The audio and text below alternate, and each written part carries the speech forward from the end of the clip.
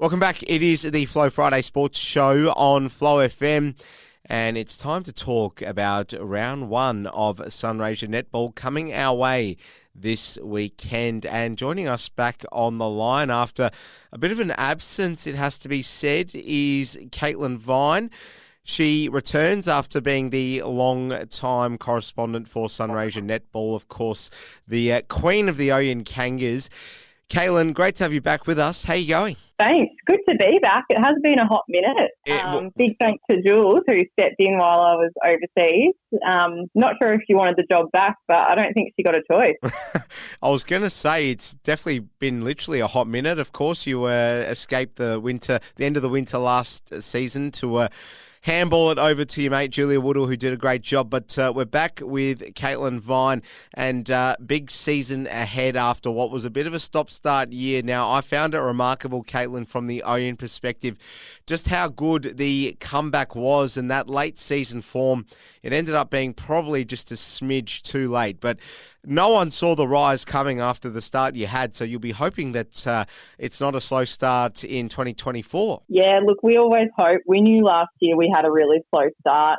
This year we've certainly made a bit more of an effort to be more consistent with our trainings and getting a lot more game time in just to really sharpen up those skills. We've definitely seen a jump in our intensity in our training in the last probably 2 weeks. It's nice to see that a few old combinations are back and flowing, and it's good to see a few fresh faces in the club as well. So lots to look forward to. Still don't know if I'm personally not very prepared. I feel like I haven't played netball in a lifetime.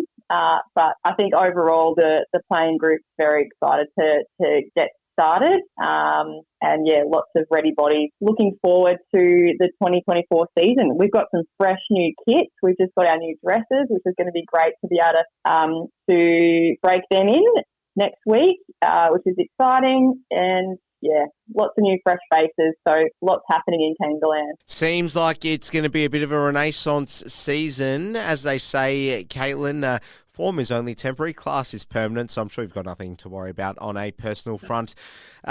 Just looking at the end of last season again, and that slow start as well, it's not really the sort of, complacency or the sloppiness in training schedules or anything like that you would put it down to. I would have thought it's more the personnel blooding so many new players into the team. Do we feel as though everyone's far more gelled now after that strong run of consistency in late 23? Yeah, for sure. I think this is probably a year where we have a little less turnover.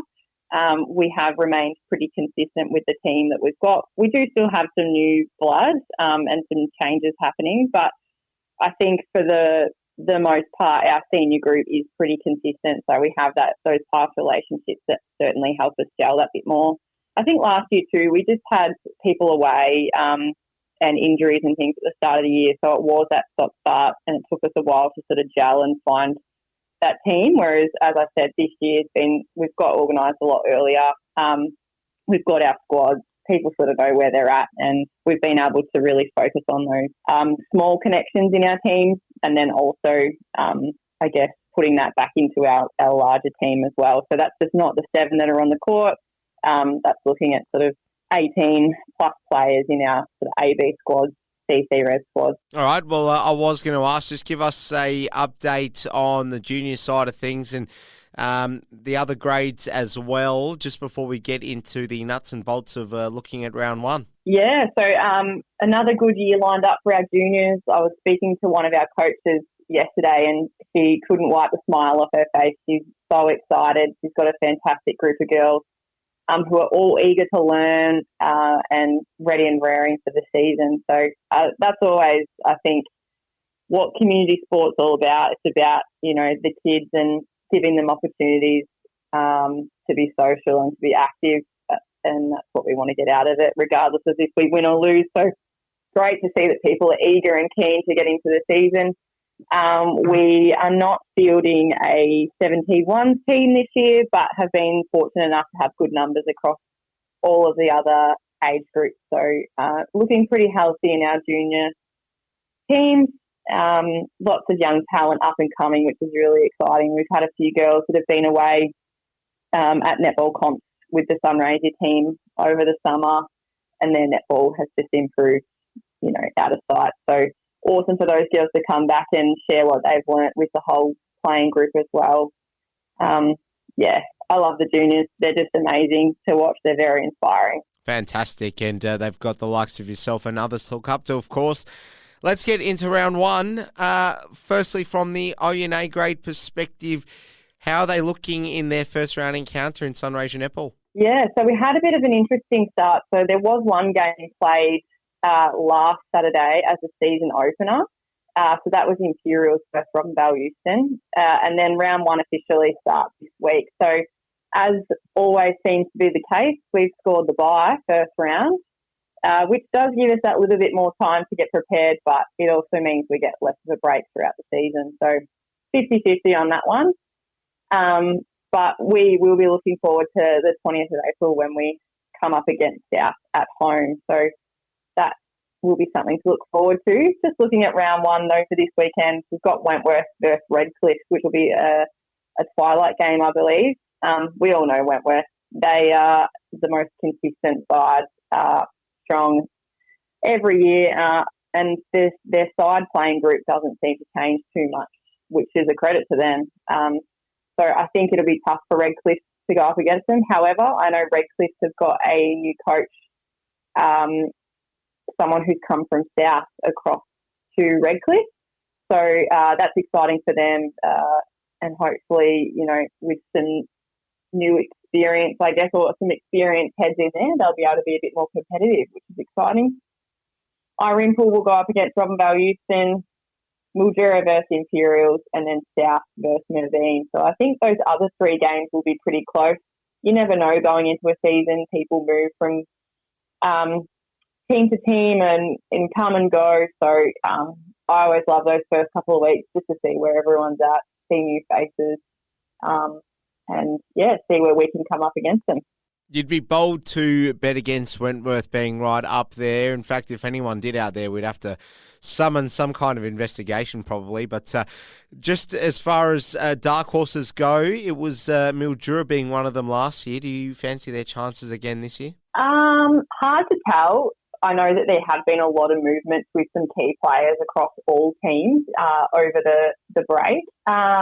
I think there's teams like Mervyn who can never be underestimated. I think you see it in, AFL and state netball and things like that as well. You might have a team who have a really young playing group who lack that experience, but you give them a couple of years to work together and all of a sudden they come back super, super strong. So someone like Mervyn has quite a young playing group, and I think if they can keep that consistency in that group, they would be very, very competitive. Same as Robinvale Houston, they've got some young ones up and coming, and just as they kind of get that maturity in that A-grade game, I think that they'll be really competitive. Mildura certainly were sort of that number 2-3 with us last year, so you would expect them to be pretty competitive and up there, but as I said, you really can't know until you come up against them. All right, well, still a while before things get underway for you on a personal front, being involved with the Ouyen Kangas setup.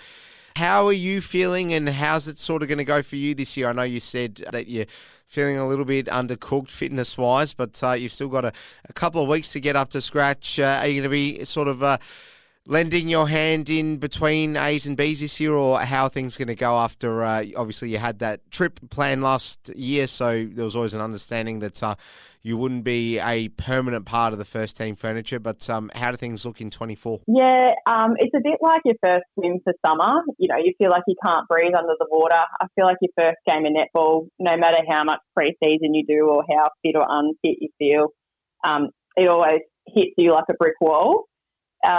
But once you kind of get that first game under your belt, you sort of know where you're at and what you need to do to improve. So I feel like we have been getting a lot of our match fitness up, which is good. There is a new rule across Netball Victoria this year, which is rolling subs. So that has definitely changed the game. It means that you have the ability to sort of tag team throughout a quarter rather than calling time. So that might give people the opportunity to sort of go a little bit harder, come off for a rest and go back on. I'm not really sure how that rolling subs is going to work, whether people will use it for that fitness kind of thing or more for tactical, whether it'll get used a lot or hardly at all. It'll be really interesting to see what clubs do with that. So that's something new and probably good for someone like me who thinks I'll be absolutely knackered after 3 minutes on the court. But, not sure how that's going to play out just yet. It'll be a point of conjecture, that's for sure. I mean, just coming from a completely different scope, but playing collegiate league soccer myself, I've seen, with these rolling subs you can get with a very tight scoreline and a minute and a half left to play, teams making 4 or 5 substitutions.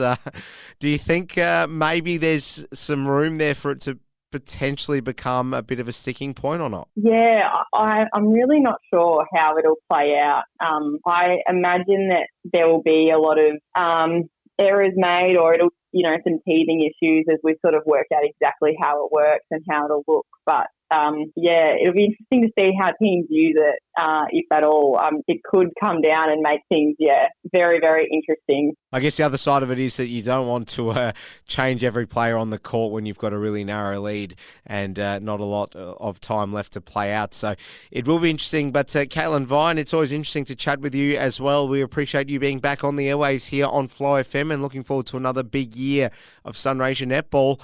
All the best and enjoy sitting out this weekend. Take care. Thanks so much.